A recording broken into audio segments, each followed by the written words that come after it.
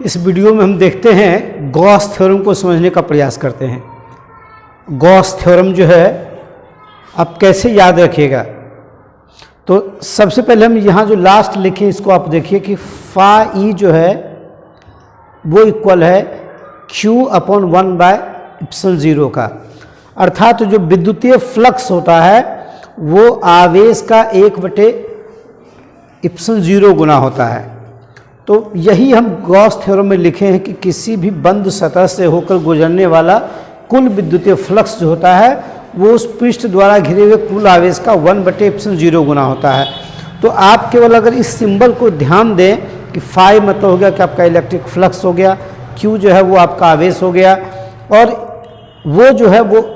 किसका गुणक है, तो 1/ε0 का, यानी कि किसी बंद सतह से होकर गुजरने वाला कुल विद्युतीय फ्लक्स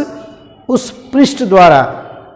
घिरे हुए कुल आवेश का 1/ε0 गुना होता है। फिर से रिपीट कर रहे हैं कि किसी बंद सतह से होकर गुजरने वाला कुल विद्युतीय फ्लक्स जो है वो उस पृष्ठ द्वारा घिरे कुल आवेश का 1/E0 गुना होता है। देखते हैं इसको बना करके कि आप सपोज कीजिए कि आपका एक क्लोज सरफेस S है, हम इसका सेंटर ले लिए O, इस पर प्लस Q आवेश है, यहाँ से हम एक बिंदु R दूरी पर एक बिंदु P ले लिए, इसके साथ तीव्रता जो है वो E हो गया, अभिलंब मेरा जो है वो PN खींचा हुआ है, दोनों के साथ जो एंगल बन रहा है वो थीटा है।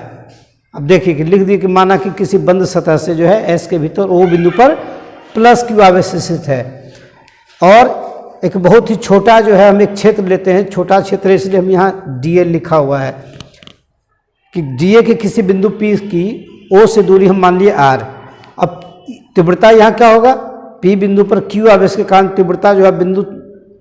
आवेश के कारण तीव्रता के लिए आपको सूत्र अगर पता होगा तो 1/4πε0 Q/r² होता है। ऐसे हम बता दे सकते हैं E बराबर जो है F/Q होता है, आप Q को जो है वैल्यू पुट कीजिए तो ये आपका आ जाएगा E बराबर 1/4πε0 Q/r²। अब इसके साथ एंगल बना हुआ है, थीटा बना हुआ है, तो ये जो अभी लंबवत दिशा में जो घटक होगा वो आपका E cos थीटा होगा, यानी कि इसका वैल्यू पुट कर दीजिए, का वैल्यू 1/4πε0 Q/r², यहाँ कॉस्टा लगा दीजिए। अब छोटा क्षेत्रफल पर विद्युतीय फ्लक्स निकालना है तो इसलिए हम dA से इसमें मल्टीप्लाई कर दें, d फाई बराबर हो गया E cos थीटा इंटू इसमें dA हो गया, यहाँ वैल्यू पुट कीजिए। E cos का आपके पास 1/4/ε0 Q/r² cos है, dA से मल्टीप्लाई कर दीजिए और इसको एक साथ कर लीजिए, Q/4πε0, यहाँ जो आपका बच गया dA cos/r², ये जो होगा इस डी ओमेगा क्षेत्र जो है वो dA द्वारा इसके केंद्र पर बना कोण, O पर बना कोण हो जाएगा। इसका जो मान होता है वो आप पढ़े होंगे, वो होता है वो डी ओमेगा है, और डी ओमेगा का आप इसका जब पूरा जब विद्युतीय सतह से कैलकुलेशन कीजिएगा तो आप क्या कीजिए, इसका इंटीग्रेशन कर दीजिए। इंटीग्रेशन किए आपका डी फाई हो गया, फाई हो गया, Q/4π जो है उसको बाहर निकालिए, इंटीग्रेशन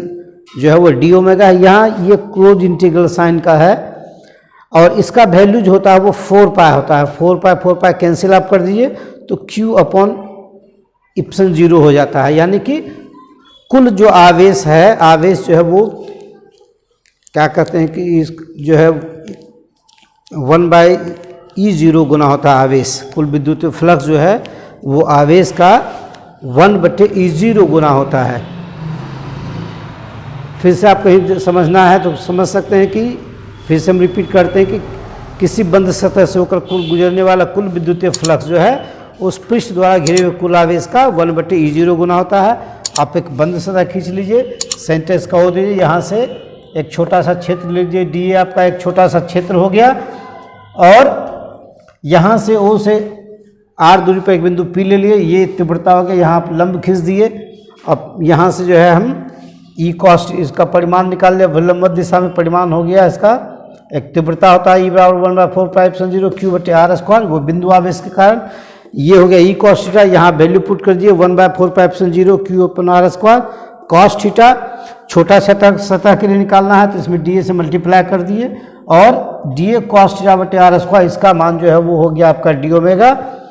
और डी ओमेगा का जब इंटीग्रल कीजिएगा तो इसका मान जो होता है वो 4π होता है, 4π कैंसिल कीजिए तो आपका कुल विद्युतीय फ्लक्स जो होगा वो E0 आ जाता है, यानी कि आवेश जो है वो क्या कहते हैं कि कुल विद्युत फ्लक्स जो है वो उस पृष्ठ द्वारा घिरे आवेश का 1/E0 गुना होता है। यही है गॉस थ्योरम।